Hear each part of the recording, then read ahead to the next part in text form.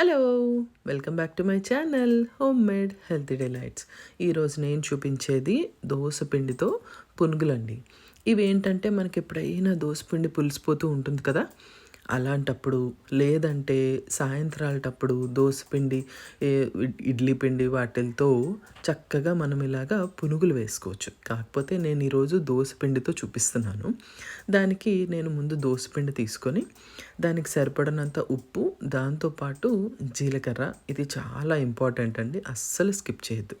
ఇవి వేసుకుంటాను. వేసుకున్నాక దీంట్లో ఒక 1/4 కప్పు వరకు గోధుమ పిండి నేను తీసుకుంటున్నాను. దాంతోపాటు ఒక్క 2 స్పూన్లే మనకు ఉప్మా రవ్వ ఉంటుంది కదా, అది వేసుకొని దీన్ని చాలా గట్టిగా, ఒక్క చుక్క నీళ్లు కూడా లేకుండా గట్టిగా కలుపుకోండి. ఇలా కంటిన్యూస్గా దీన్ని కలుపుతూనే ఉండాలి. అప్పుడే మనకి బోండాలు లేదా పునుగులు కానీ బాగా ఫ్లఫీగా, క్రిస్పీగా చాలా బాగా వస్తాయన్నమాట.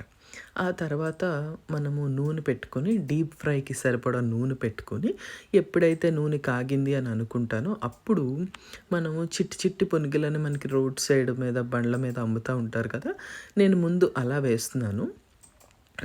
ఇవి చక్కగా దానంతట అవే పైకి తేలిపోతూ ఉంటాయి. మనం వేయంగానే గరిటె పెట్టకూడదు అస్సలు. తేలిపోయిన తర్వాత మనకు చక్కగా రెండు వైపులా ఇవి బాగా ఫ్రై అయిపోయినాయి అని మనకు అనిపించినప్పుడు చక్కగా తీసేసి జాగ్రత్తగా వీటిని ఒక టిష్యూ ఏదన్నా, ఒక పేపర్ పక్కన పెట్టుకొని వాటి మీద వేసుకోండి. ఏమన్నా కొంచెం నూనె ఏదన్నా ఉంటే అది పీల్చేస్తుంది. ఇప్పుడు నేను ఈ పిండికి కొంచెం కొత్తిమీర, కరివేపాకు, అల్లము, పచ్చిమిరపకాయలు చిన్న చిన్న ముక్కలుగా కట్ చేసేసుకొని, దాంతోపాటు ఉల్లిపాయ కూడా చిన్నదైతే సరిపోతుంది, చిన్న చిన్న ముక్కలుగా కట్ చేసేసుకొని ఆ పిండిలో కలిపేసుకుంటాం. ఇప్పుడు మనకి ఉల్లిపాయ వేయడం వల్ల ఉప్పు కొంచెం తక్కువ అవ్వచ్చు, అది చూసుకొని మళ్ళీ ఒకసారి కలుపుకోవాలి. ఇప్పుడు ఎక్కువగా కలపాల్సిన అవసరం లేదు, ఎందుకంటే ఉల్లిపాయలో నుంచి నీరు వస్తుంది కదా, పలచబడిపోతుంది అనమాట. అప్పటికప్పుడు మనం కలిపేసుకొని వెంటనే చక్కగా పిండి వేసేసుకోవాలి. ఇప్పుడు చూసారా, నేను చిన్న చిన్నవిగా వేశాను కదా ముందు పునుగులు, అవన్నమాట ఇవి. చాలా బాగా, అసలు చాలా ఫ్లఫీగా, క్రిస్పీగా ఎంతో బాగుంటాయండి. నేను ఉల్లిపాయతో కూడా వేసినవి కూడా చూపిస్తున్నాను. ఇవి టేస్ట్ చాలా అంటే చాలా బాగుంటాయి.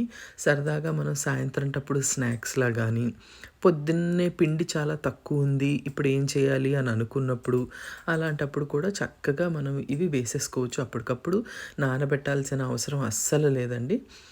చాలా ఈజీగా, చాలా సింపుల్గా అప్పటికప్పుడు వేసేసుకోవచ్చు. ఈ దోసపిండి పునుగులకి పొడి కానీ, అల్లం చట్నీ కానీ, పల్లీల చట్నీ, కొబ్బరి చట్నీ ఏదైనా కూడా టేస్ట్ చాలా బాగుంటుంది. మీరు కూడా ట్రై చేయండి. Thank you. బాయ్.